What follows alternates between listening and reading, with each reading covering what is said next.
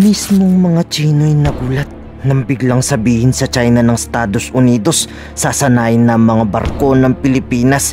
Ayon sa Philippine Coast Guard, sinasanay na ng US ang ating mga barko kung paano sila magbibigay ng tulong, kung paano sila gagalaw sa pag-atake at wala dito ang US Coast Guard. Pero sa kalagitnaan pa lang sana ng kanilang pagtulong, bigla ng PCG nag-deploy. Meron daw kasing paparating na 2 barko ng China. Hindi inaasahang magiging totoo ang kunyari ang pagsasanay lang ng Coast Guard. Napilitan na kasing makipagsabayan ng PCG sa pagde-deploy. Idineploy na ang pinakamalaking barko ng Philippine Coast Guard. The objective of this exercise is to not just to show our cooperation with each other as allies, but again, we still have to recognize na itong mga ganitong activity natin with the United States Coast Guard is clear evidence of our strong maritime cooperation. The Commandant of the Philippine Coast Guard, Admiral Ronnie Hilgavan, has also deployed the BRP Melchora Aquino. We show the flag by deploying our vessel, and then at the same time see to it that they are going to depart. It was reported that there is it came close to Lubang Island at a distance of 16 nautical miles.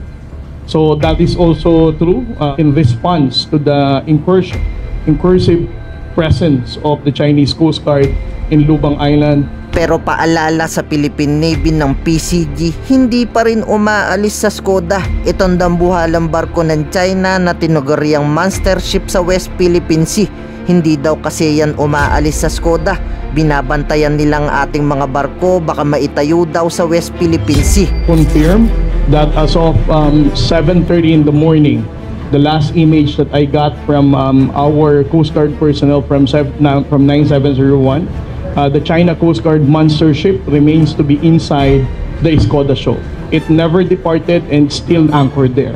It's very near. We also track its movement that it's now moving away towards Palawan. Pero ayon sa ilan nating mga eksperto, marahil nag-aamok na si China dahil dinagdagan na ang lawak at sakop ng ating teritoryo. Paraan din daw kasi ito para maitaboy ng Pilipinas ang China.